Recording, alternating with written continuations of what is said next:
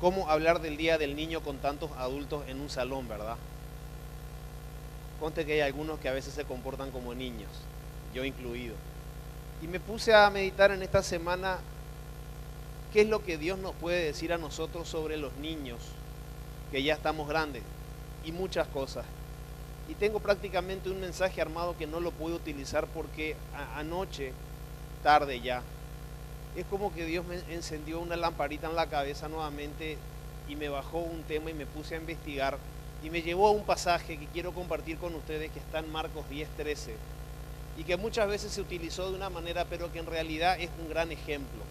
Dice así: empezaron a llevarle niños a Jesús para que los tocara, pero los discípulos reprendían a quienes los llevaban. Claro, los discípulos en esa etapa eran unos animales.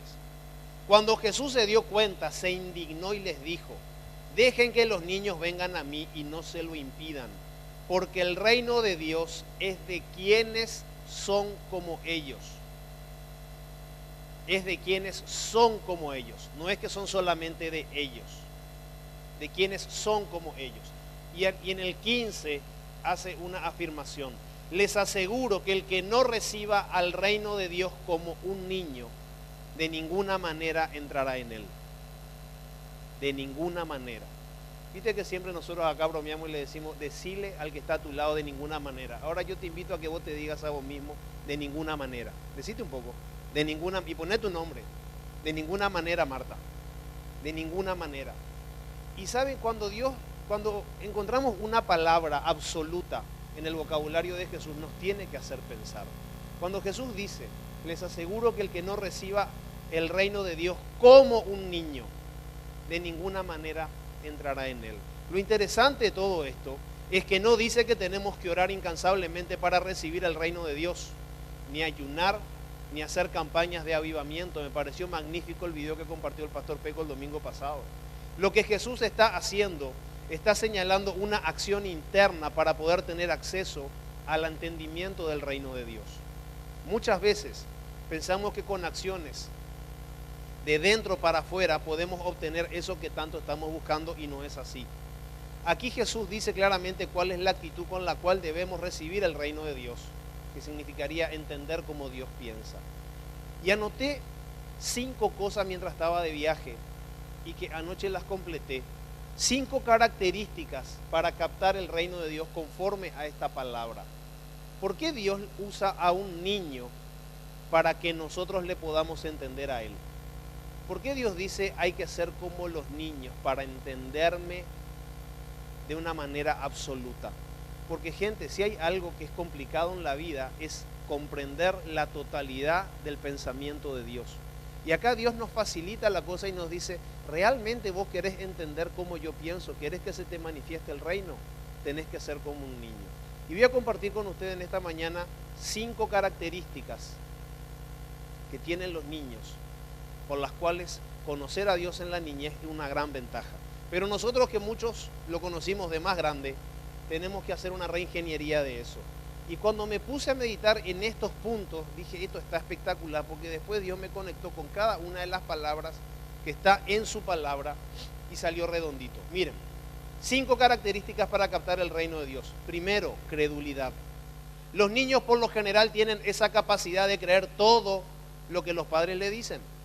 Los niños incorporan miedos y se los creen aunque no sean ciertos. ¿Cuánto le tenían miedo al cuculele?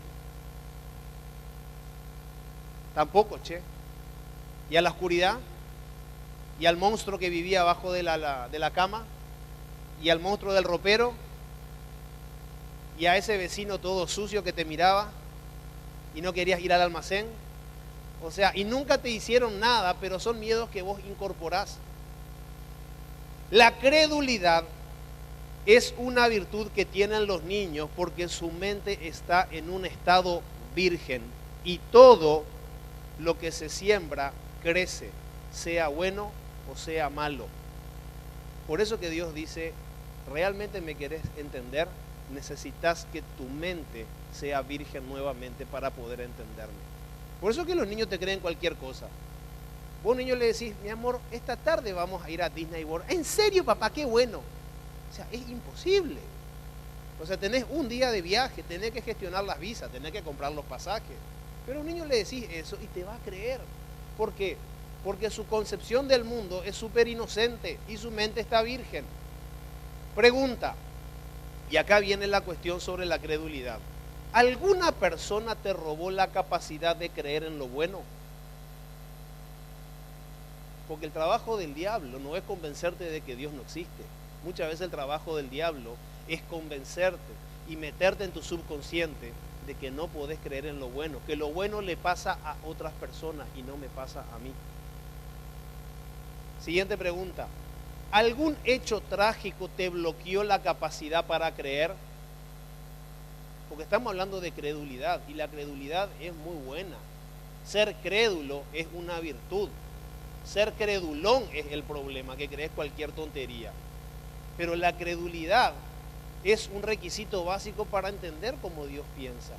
Y muchas veces por un hecho trágico que pasó en nuestra vida, la muerte de un familiar, un papá, una mamá, un abuelo, un hermano, un hijo, hay gente que queda bloqueada y no puede seguir creyendo en algo bueno porque algo malo le pasó y no lo logra comprender. Tercera pregunta. ¿Alguien, y esto lo pregunto porque a mí me pasó y me tuve que sanar de esto, en el nombre de Dios, hizo que te decepciones de Dios? Porque si hay gente especialista en sacarte guita, toditas en el nombre del Todopoderoso.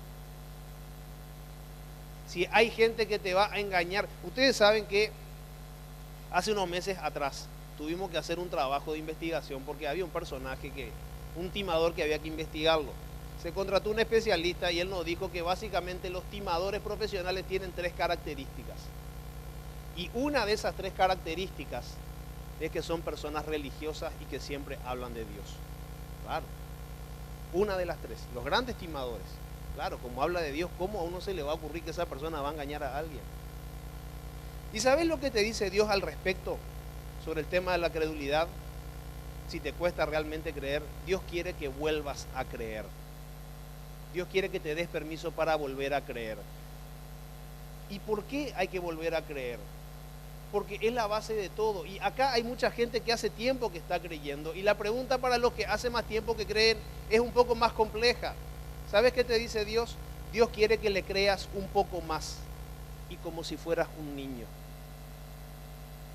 Y me puse a meditar, ¿será que yo al Señor le creo ya todo lo que le tengo que creer? No. Yo creo que todavía mi nivel de fe es chiquitito. Y yo en eso necesito crecer mucho más. Tal vez como un niño. Por eso que Dios dice eso. Pero ¿qué es lo que pasa? A veces nosotros creemos que somos tan espirituales y que ya tenemos una especie de super credo y que no hay una dimensión diferente, y sí la hay. Claro que la hay. Siempre se puede creer un poco más en aquel que es infinito. Gente, creerle a Dios es un proceso. ¿Saben por qué? Porque comenzar a creer como un niño es un viaje para toda la vida, no es un evento ocasional. ¿Y saben cómo empieza el viaje? Viajando a tu infancia. Te vamos a hacer un viaje 40 años atrás, por favor. Cuando Dios dice que debes creer como un niño, con esa actitud, es porque Dios quiere que ordenes tu pasado, no importa cuán difícil haya sido o qué carencia hayas tenido. Y escuchen esto, por favor. ¿Saben cómo empieza el viaje? ¿Sabe qué Dios te dice al respecto? ¿Por qué Dios te dice esto? Porque Dios te quiere regalar una segunda infancia, pero esta vez Él será tu padre y tú serás su preferido. Dios te quiere regalar hoy en el Día del Niño una segunda infancia. La mayoría de los que estamos acá tuvimos algún trauma en la infancia, alguna falencia, alguna carencia, algo se nos robó. Hay mucha gente que no sabe lo que es tener un papá. Hay mucha gente que está acá que no sabe lo que es tener una mamá. Hay mucha gente que no tiene idea lo que es una familia. Hay mucha gente que tuvo papá y mamá y no sabe lo que es tener sincero cariño. Y Dios te dice, quiero regalarte una segunda infancia, pero esta vez yo voy a ser tu papá y vos vas a ser mi favorita. Vos vas a ser mi favorito. ¿De dónde saco esto? Segunda de Corintios 6:18. Yo seré un padre para ustedes y ustedes serán mis hijos y mis hijas, dice el Señor Todopoderoso. Ese es un privilegio que solo se le otorga a aquellos que se animan a creer como niños, porque sí o sí el Padre se te tiene que manifestar. Si no, si el Padre a nosotros no se nos manifiesta en esta etapa donde somos adultos y Dios quiere que nosotros tengamos una segunda infancia y que podamos entender cómo funciona el Padre, cómo piensa el Padre, lo tierno que Él es imposible. Y si no, lo que nos puede pasar es lo que le pasaba a Job. Miren lo que dice Job en 42:5. De oídas te había oído. Job se congregaba en una iglesia evangélica seguramente. Después el Padre se le reveló y Job concluye: mas ahora mis ojos te ven. Job había escuchado del Señor, tenía cierto nivel de temor del Señor, pero el Señor, el Padre de la creación, todavía no se le había revelado. Y me llama poderosamente la atención cuando el Señor ayer me dice: la gente necesita una segunda infancia, pero conmigo me liquidó, casi me pongo a llorar. Y empecé a pensar en un montón de gente que en la infancia le faltaron cosas.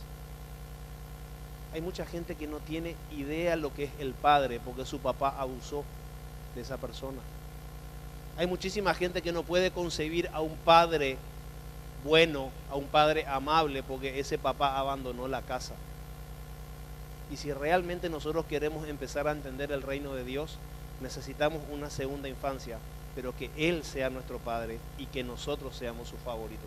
Yo le puedo decir esto porque una de las cosas que a mí me ha pasado y por las cuales estoy demasiado agradecido es que he visto en todos estos años muestras de cariño de un padre hacia mí.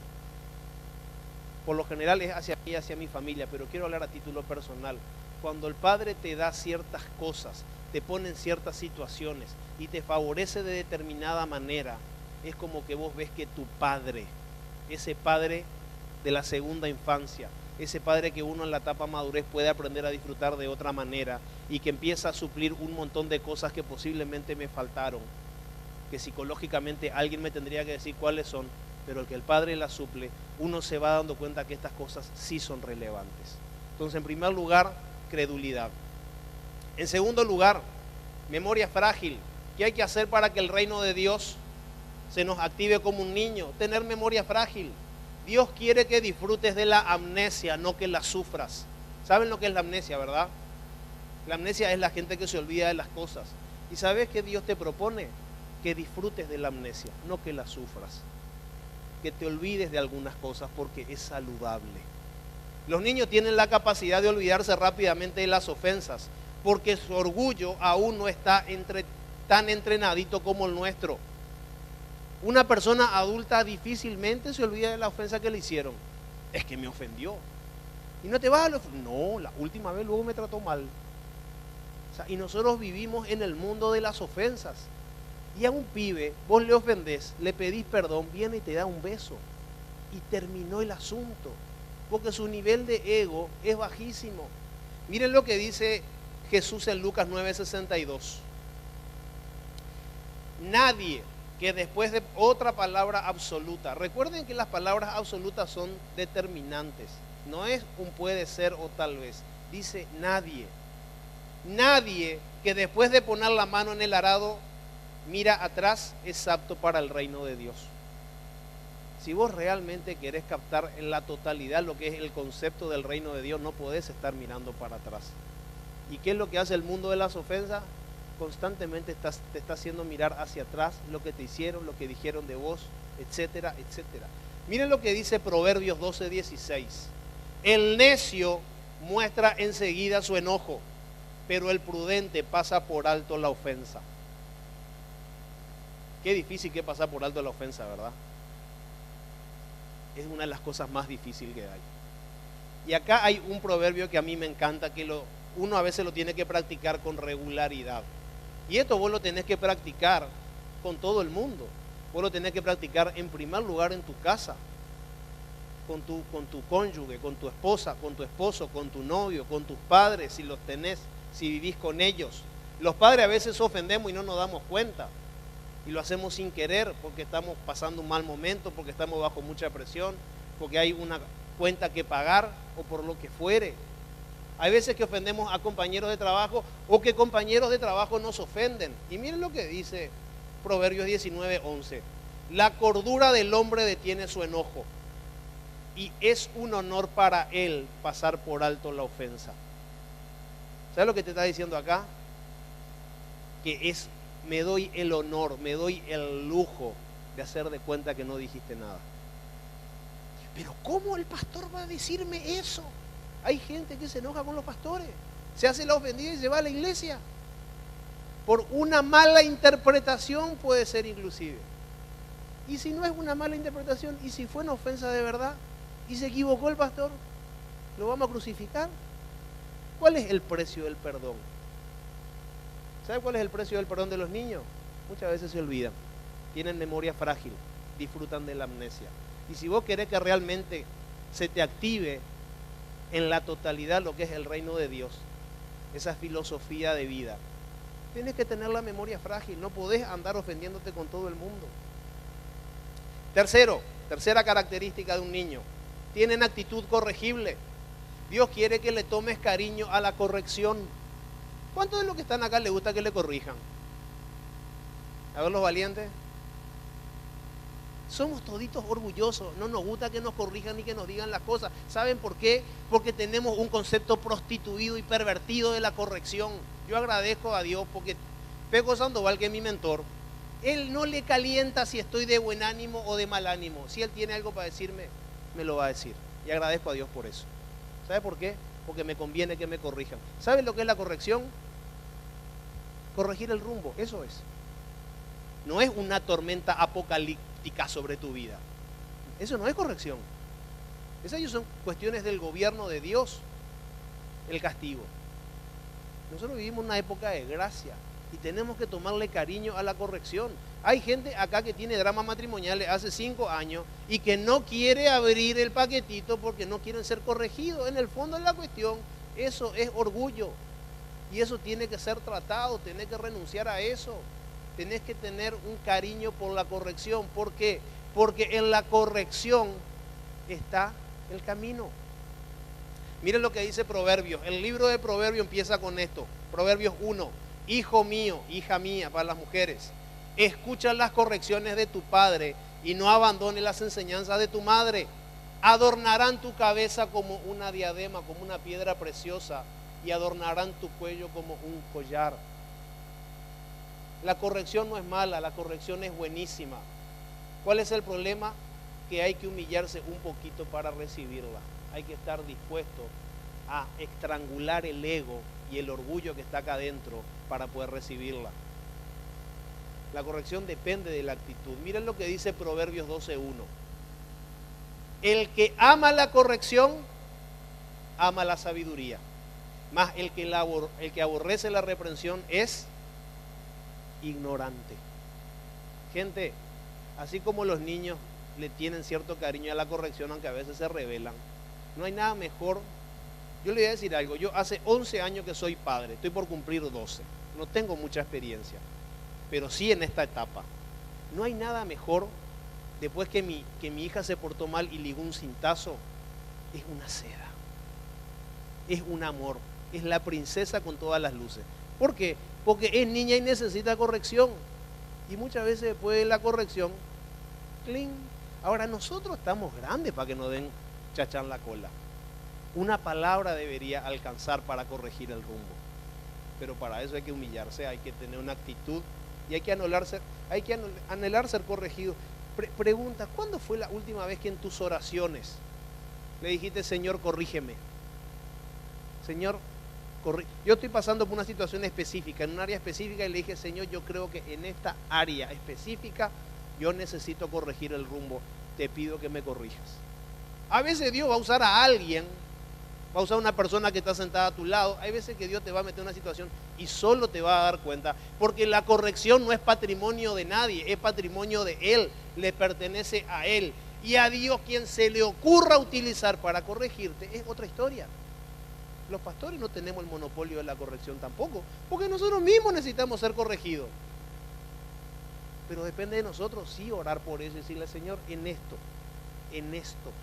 Acá el pastor Peco decía recién orar por nuestros chicos e interceder por ellos, decir, Señor, líbralos de la arrogancia, líbralos del orgullo. Eso es orar para que Dios desde ahora corrija su rumbo. Y eso es espectacular. Cuarto, es cortito nuestro tema hoy.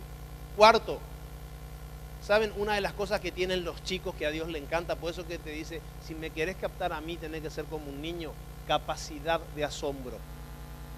Dios quiere que te asombres de Él mucho más.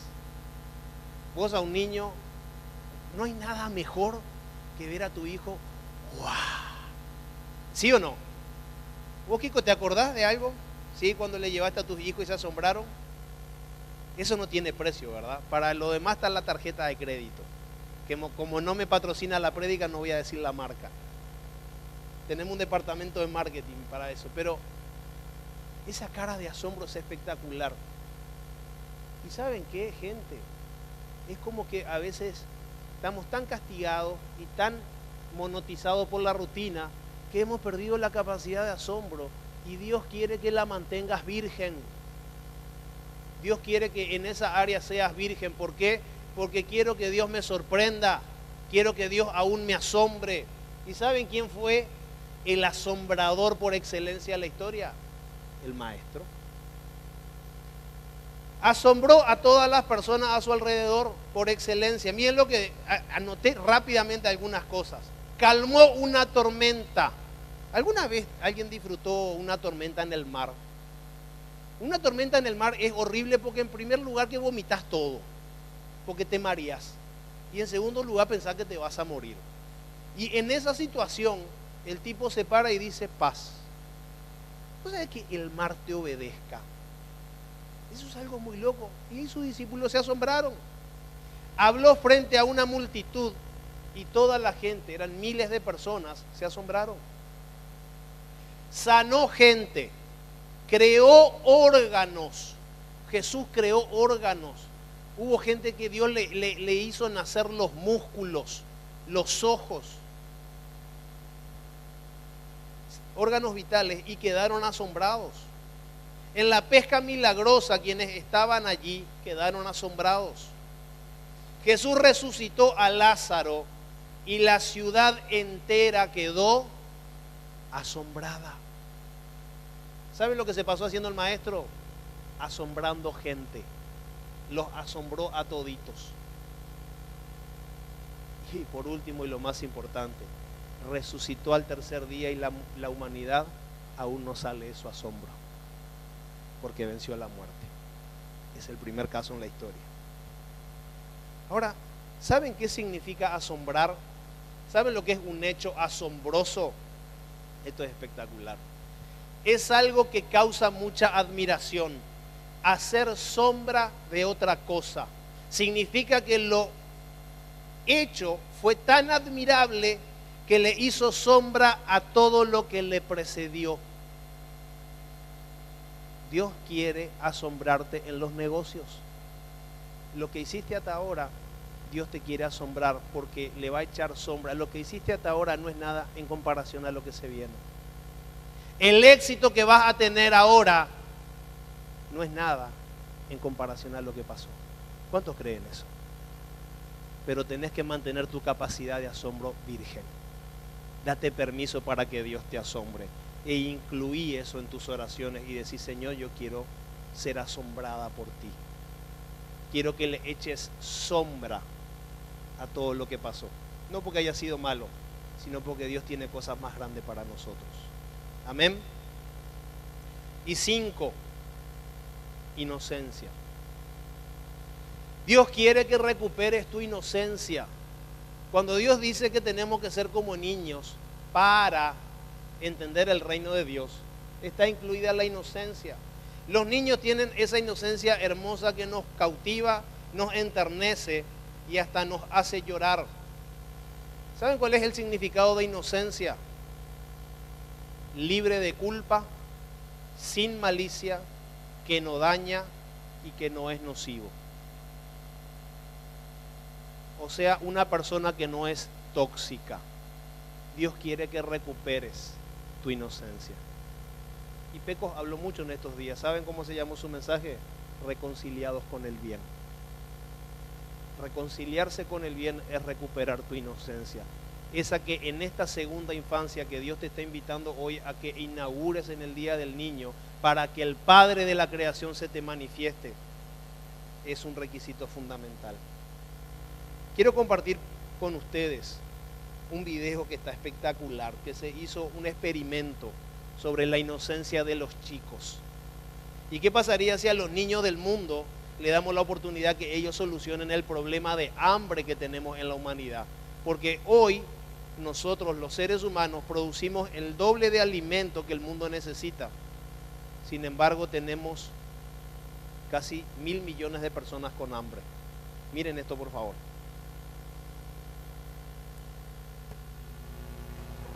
No, tú al otro lado. Tú aquí. A ver, que te ayudo. Aquí. Vamos a hacer unas fotos. Lo que pasa es que el fotógrafo se ha retrasado. Yo me voy a ir a buscar al fotógrafo y luego os hacemos las fotos. Mientras tanto vosotros podéis ir merendando, ¿vale? Yo me voy y vengo en 5 minutos. 5. Vale. Vale. A ver, cuando yo me vaya, ¿eh? Contad hasta 3. 1, 2, 3.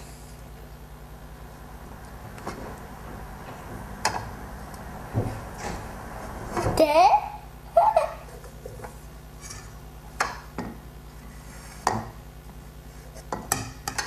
Nada, no.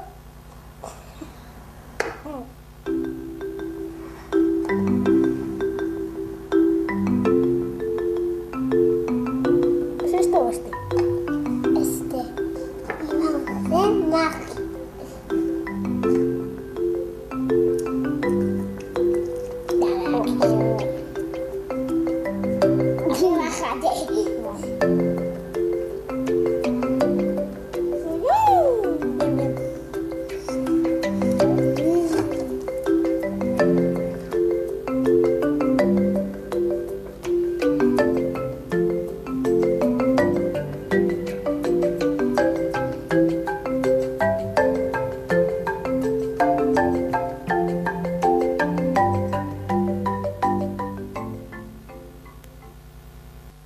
Les aseguro que, decía Jesús en Marcos 10:13, que el que no reciba el reino de Dios como un niño, de ninguna manera entrará en él. Decite vos mismo, de ninguna manera. De ninguna manera. 5 características para captar el reino de Dios como los niños. Primero, credulidad. Dios quiere que vuelvas a creer. Y si ya estás creyendo, Dios quiere que le creas un poquito más, como si fueras un niño. Dios te quiere regalar una segunda infancia, pero esta vez Él será tu Padre, el Padre perfecto, y vos serás su preferido. ¿Sabes qué espectacular mirar con humildad la creación y decir yo soy un preferido? Porque tengo un Padre en lo alto que me ilumina, porque tengo un Padre que está dispuesto a cumplir todos mis sueños. Amén. 2, memoria frágil. Dios quiere que disfrutes de la amnesia, no que las sufras. Olvídate de las cosas que te tenés que olvidar y centrate en las cosas que te tienes que centrar. Tercero, actitud corregible. Dios quiere que le tomes cariño a la corrección. Incluye eso en tus oraciones. Cuarto, capacidad de asombro. Dios quiere que te asombres aún mucho más de Él. No te limites. Yo sé que hay gente que necesita ser asombrada en su matrimonio. ¿Saben cómo yo empecé con este tema? Hablar del tema de los niños. Mi tema no era este hoy. Yo le iba a hablar de los 3 ejes de Babilonia, del plan de Babilonia para matar la niñez. Y el Señor me llevó a esto.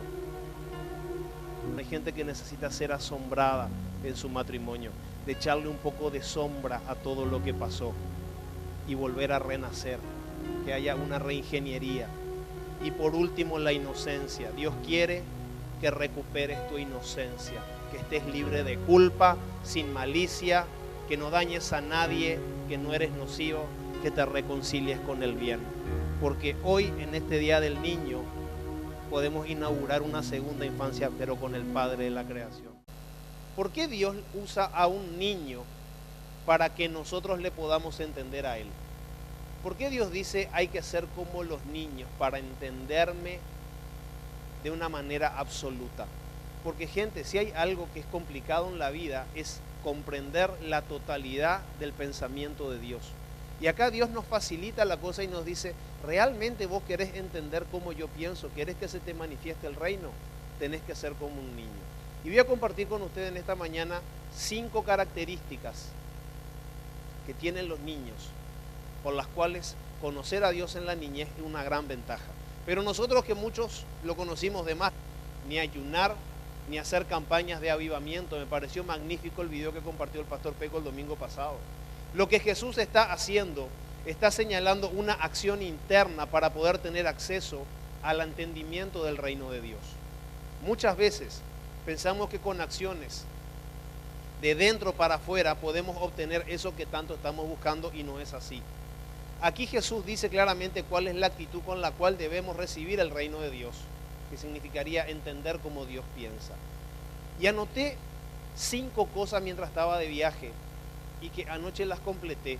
5 características para captar el reino de Dios conforme a esta palabra. Como un niño, de ninguna manera entrará en él. De ninguna manera. Viste que siempre nosotros acá bromeamos y le decimos, decile al que está a tu lado de ninguna manera. Ahora yo te invito a que vos te digas a vos mismo, de ninguna manera. Decite un poco, de ninguna, y poné tu nombre. De ninguna manera, Marta. De ninguna manera. Y saben, cuando encontramos una palabra absoluta en el vocabulario de Jesús, nos tiene que hacer pensar. Cuando Jesús dice, les aseguro que el que no reciba el reino de Dios como un niño, de ninguna manera entrará en él. Lo interesante de todo esto es que no dice que tenemos que orar incansablemente para recibir el reino de Dios de una manera, pero que en realidad es un gran ejemplo. Dice así, empezaron a llevarle niños a Jesús para que los tocara, pero los discípulos reprendían a quienes los llevaban. Claro, los discípulos en esa etapa eran unos animales. Cuando Jesús se dio cuenta, se indignó y les dijo, dejen que los niños vengan a mí y no se lo impidan, porque el reino de Dios es de quienes son como ellos. Es de quienes son como ellos. No es que son solamente de ellos. De quienes son como ellos. Y en el 15 hace una afirmación. Les aseguro que el que no reciba al reino de Dios. ¿Cómo hablar del Día del Niño con tantos adultos en un salón, verdad? Conte que hay algunos que a veces se comportan como niños, yo incluido. Y me puse a meditar en esta semana qué es lo que Dios nos puede decir a nosotros sobre los niños, que ya estamos grandes, y muchas cosas. Y tengo prácticamente un mensaje armado que no lo puedo utilizar porque anoche, tarde ya, es como que Dios me encendió una lamparita en la cabeza nuevamente y me bajó un tema y me puse a investigar. Y me llevó a un pasaje que quiero compartir con ustedes que está en Marcos 10:13 y que muchas veces se utilizó de una